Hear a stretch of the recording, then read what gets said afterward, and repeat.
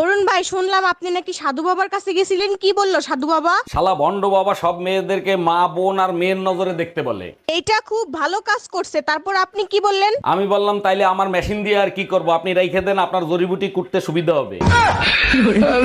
এই বাহারের বউকে কেমন দেখলা? দেখতে শুনতে সুন্দর তো? দেখতে শুনতে ভালো, কিন্তু স্বভাব চরিত্র একেবারে তোমার মতো। তাহলে তো বাহারের কপাল ভালো, সুখে শান্তিতে থাকতে পারবে। তোমার ছবি দেখাইছিলাম, সে তো তোমার চেনে। বিয়ের আগে নাকি তোমরা একই পাগলা গারোতে ছিলা।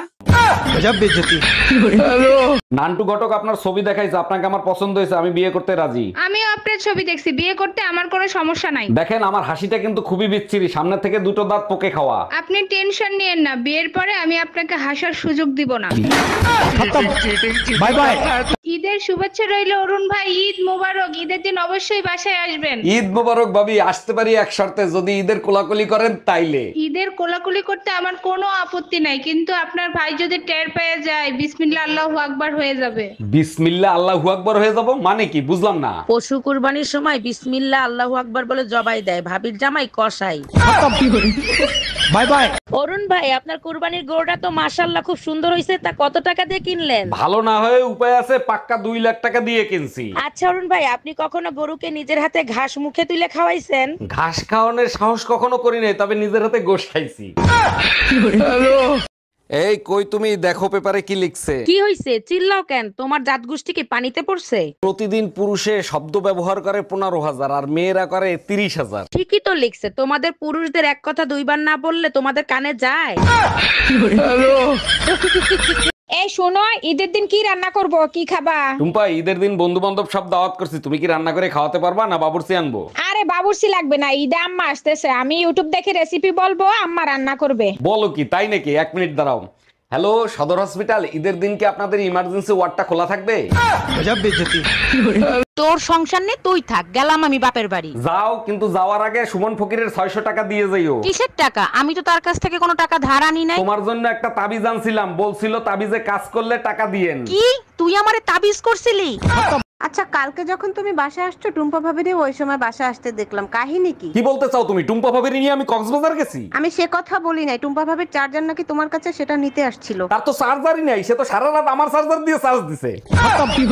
আমি বারবার বলছি এই ব্রাশ আনবা না, এই ব্রাশে দাঁত পরিষ্কার হয় না, কথা কি কানে যায় না তোমার? সারাদিন শুধু স্যান স্যান স্যান স্যান করবা। ওই ব্রাশ দিয়ে যদি কমোড পরিষ্কার হয়, তোমার দাঁত কেন পরিষ্কার হবে না? এক মিনিট, এই ব্রাশ দিয়ে কি পরিষ্কার করছো? কমোড।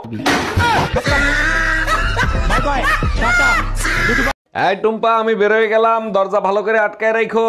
1 মিনিট দাঁড়াও, তোমার জন্য দরগা থেকে একটা তাবিজ আনছি, তাবিজটা তোমার সাথে রাখো। আমি কি বিছনায় প্রস্রাব করি নাকি যে আমার জন্য তুমি তাবিজ আনছো?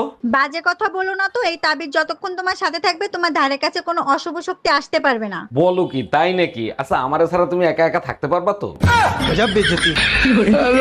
আচ্ছা টুম্পা, তুমি কি জানো প্রতিটা মানুষের ভিতর ভালো আর মন্দ দুইটা দিক থাকে? শুধু আমি কেন, প্রতিটা মানুষে জানে তার ভিতরে ভালো মন্দ দুটোই থাকে। বিয়ের পর থেকে আমি তোমার ভালো দিক দেখছি, তোমার মন্দ দিক দেখিনি। তোমার মন্দ দিক কোনটা? আমি তোমার খুশি সহ্য করতে পারি না, তুমি যখন হাসো মন্ডায় চায় তোমার দাঁতগুলো হাতুড়ে দিয়ে ভাঙিয়ে ফেলাই।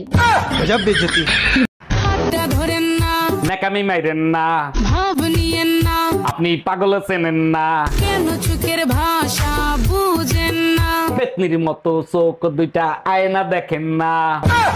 দুনিয়ায় এত কিছু থাকতে তুই মসজিদের মাইক চুরি করতে গেছিলি কেন? ভাবছিলাম আল্লাহর জিনিস চুরি করলে কেউ কিছু বলবে না। আমি বুঝলাম না, ইমাম সাহেব তোরে হাতে নাতে ধরার পরে ছাইড়া দিল কেন? ইমাম সাহেবরে বললাম আজান বাসা পর্যন্ত পৌঁছায় না, তাই সামনে নিয়ে লাগাচ্ছি। এত রাতে ভাবি ফোন দিছে। হ্যালো অরুণ ভাই, আপনার ভাই লাইফ ইন্স্যুরেন্স করছে 10 কোটি টাকার। আরে ভাবি, এটা তো খুব ভালো খবর। ভাই কোনোদিন মারা গেলে ওই টাকাটা আপনি পাবেন। আরে ভাই, সেটা তো আমিও জানি, এখন এই লাশের কি করব সেটা বলেন।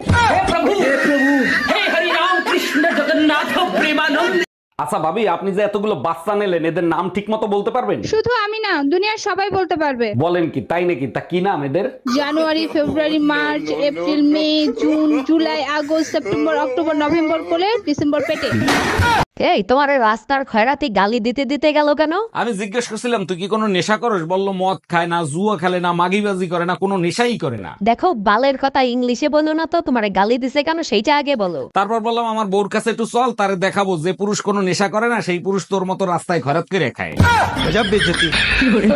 আচ্ছা তোমার এমন কেন মনে হয় আমি তোমার সাথে ঝগড়া করার জন্য শুধু বাহানা খুঁজি? আমি কি বলছি তুমি ঝগড়া করার জন্য বাহানা খোঁজো? তুমি তো আমাকে খোঁজো শোনা। ওরে আমার বাবুটা, তুমি আমার মনের কথা কি করে জানলে? আমাকে খোঁজো ঝগড়া করার জন্য, আর বাহানা তো তোমার কাছে 24 ঘন্টা থাকে।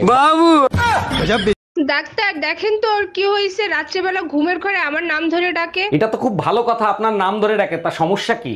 ডাক্তার সমস্যা হলো কালকে ওর বউ বাপের বাড়ি থেকে চলে আসবে। 1 মিনিট, তা আপনি কে? আমি পাশের বাড়ির ভাবি।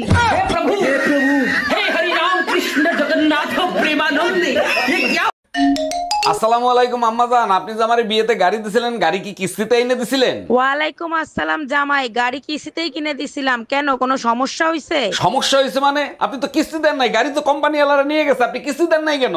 আরে জামাই, বিয়েতে তো গাড়ি দেওয়ার কথা ছিল, কিস্তি দেওয়ার কথা তো ছিল না। এই টুম্পা, কি হয়েছে? মন খারাপ কেন? কেউ কিছু বলছে নাকি?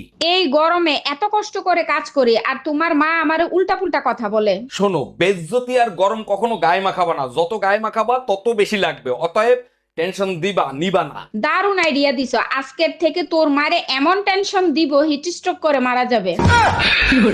আচ্ছা টুম্পা, আমি যদি মরে যাই তখন তুমি আমার এই ফোনটা দিয়ে কি করবা? তোমার ফোন থেকে ইউটিউবটা তোমার ছেলেরে দিব, ফেসবুকটা তোমার মেয়েরে দিব, আর হোয়াটসঅ্যাপটা আমি রাখবো। ইউটিউব ফেসবুক দিয়ে ছেলেমেয়েরা ইনকাম করে খেতে পারবে, তুমি হোয়াটসঅ্যাপ দিয়ে কি করবা? যখন মেজাজ খারাপ হবে তখন তোমারে ফোন দিয়ে তোমার গুষ্টি উদ্ধার করব।